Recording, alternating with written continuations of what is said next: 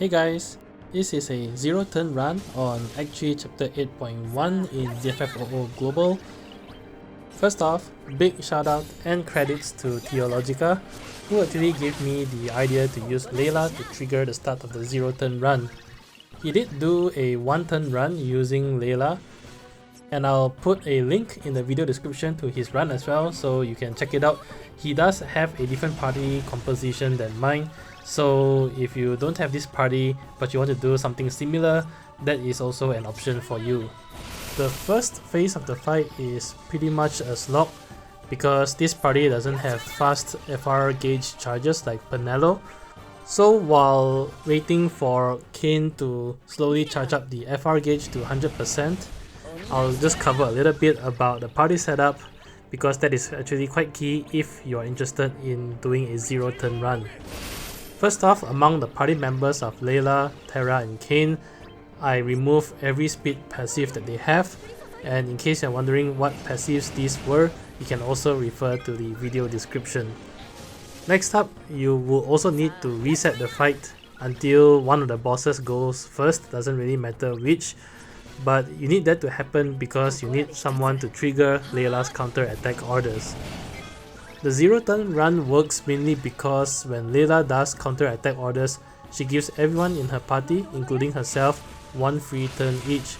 So essentially the first part of the fight is just harping on these free turns, so over and over again, getting 3 actions in, letting the boss act, getting another 3 free turns, and so on and so forth.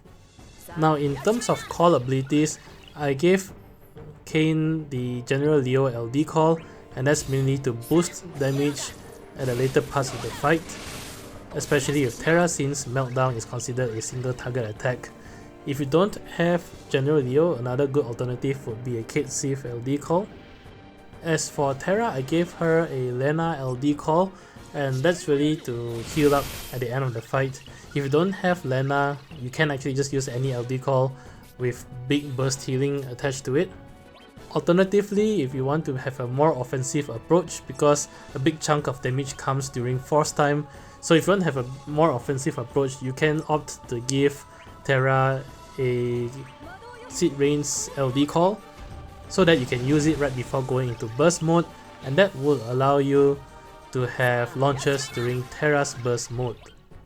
It is quite risky though if you don't use a Lenna or any other burst healing call, because this will then require you to quickly kill off the bosses before they hit 40% FR gauge later on in the fight. Otherwise, you will start taking HP poison and you won't be able to heal it because Leila will not be in the party any longer at that point. As for Leila, I gave her a Raijin LD call, but on hindsight looking back at this, I think that's actually a mistake on my part. A better LD call will actually be a Seymour LD call. I went in with a Raijin call because I was thinking that I might need it during the enemy's force time, but on retrospect, Leila's counter attack orders is enough to just heal off the party and survive during that time. Finally, in terms of friend support, the key here is Cisne. I used a Cisne with a 5/5 ultimate weapon as a friend, but her base armor seems to be just a 0/3 base high armor. Lastly, one note about my Kane, he does have a full 30 levels of force enhancement as well as a blue high armor, but no ultimate weapon equipped. You do need a Kane with force levels invested so that you can use him to try and charge the force gauge at the start of the fight to 100%. So coming back to the fight, I'm now at roughly 60% and you can see it is still quite a slog. Again, the first phase of the fight is really just using the free turns over and over until you hit 100% on the force meter, and after that I actually wait until the bosses exit their force time so that their force time gauge resets to 0 and the HP poison aura will be dispelled. During this time, it is very important to keep a very close eye on the turn order bar, and like in this case here, I cannot target boss A, otherwise that will cause a break and I will get another turn that will increase the turn count after that. So coming into this fight, you do need to have high awareness of which attack skills are group attacks and which are single target. For example, Leila's EX is single target, and you need to save your single target attacks for when you need to target a specific enemy. For Kain, his Gungnir is single target attack, so if you need to preserve a break, so like in this is another good example right here. If I break boss B, Terra will get a turn and I will increase the turn count. So for that I use Gungnir on boss A instead, so that boss B can act and trigger Leila's counter attack orders. So throughout the first phase of the fight, you do need to keep a very close eye and careful management of the turns, so that you can keep the turn count at 0.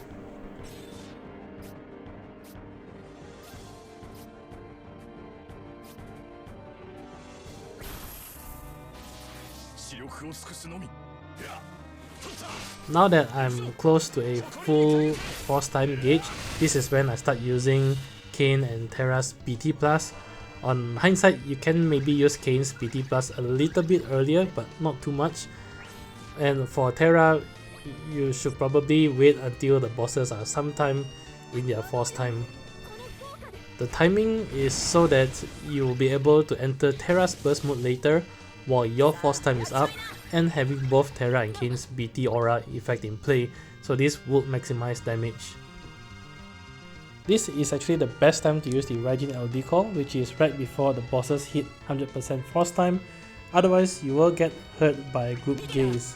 I did make a mistake here. I thought I could wait for one more round, but you do have quite a bit of leeway anyway, since Raijin LD call debuff lasts for 2 turns. So when the bosses are above 90%, you should use the Raijin LD call. One note about Kain, do not use Kain's EX ever for the entire fight, because his EX delays all enemies by 1 turn, so if you use it at the start of the fight during the first phase, you will delay all enemies, and then you will be forced to take a turn and increase the turn count.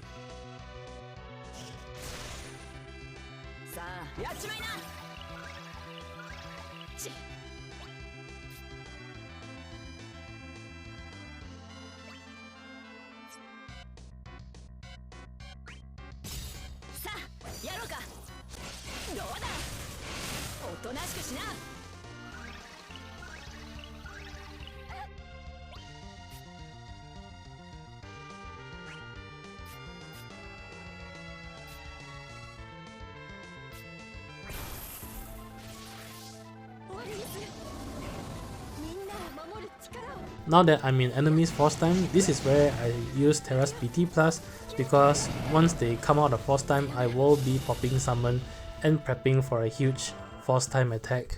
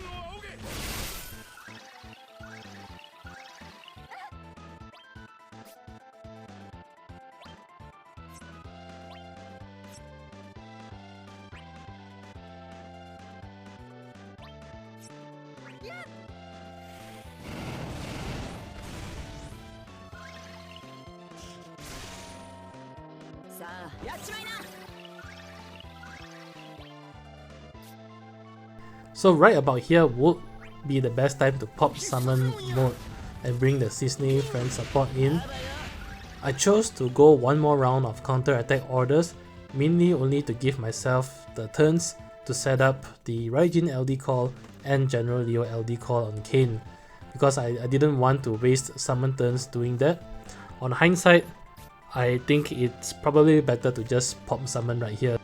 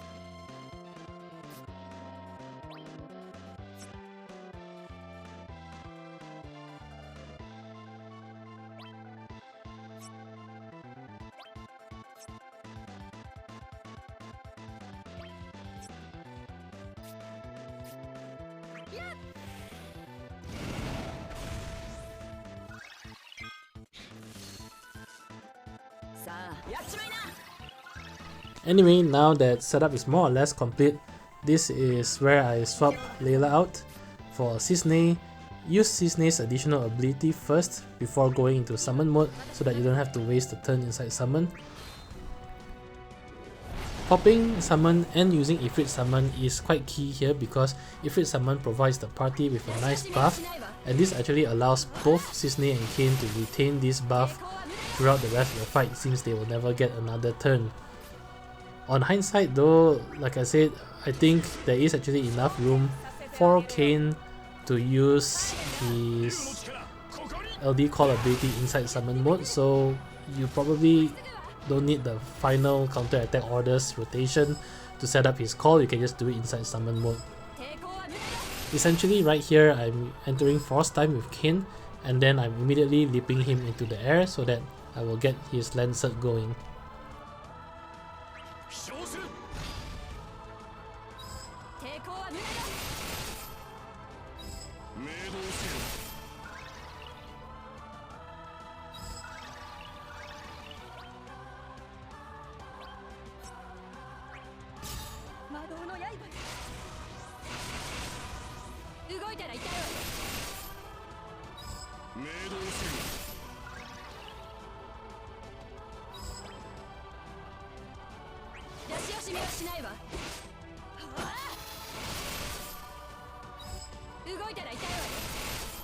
So on the final turn here with Terra, I use her LD to start her free turn rotation, and from here on in, Terra will take the rest of the fight.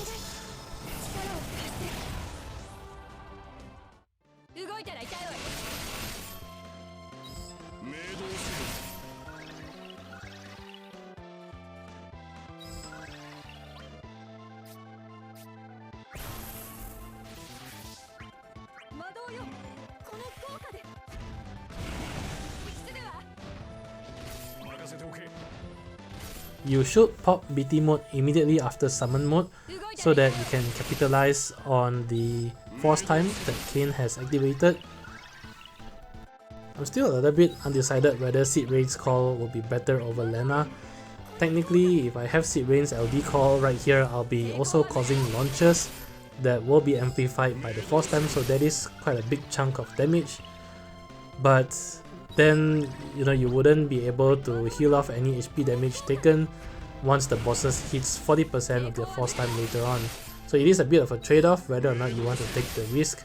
Ultimately, I just went with the Lenna LD call just so that I can heal myself once near the end of the fight, so that my Terra wouldn't get hit by the Gaze Blast and die.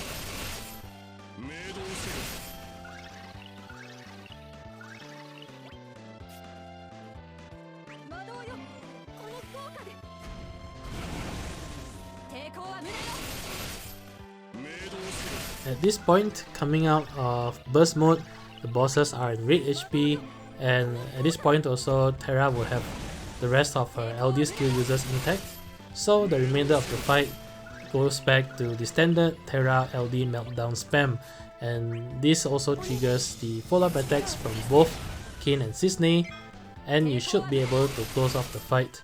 Just remember to use her LD on her final free turn so that you can preserve the turn count at 0.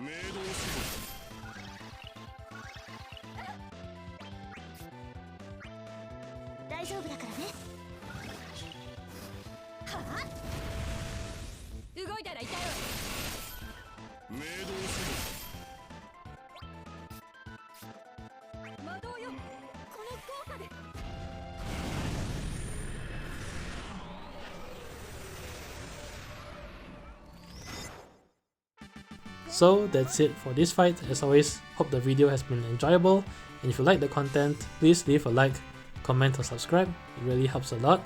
Till then, I'll see you guys in the next Shinryu fight. Bye!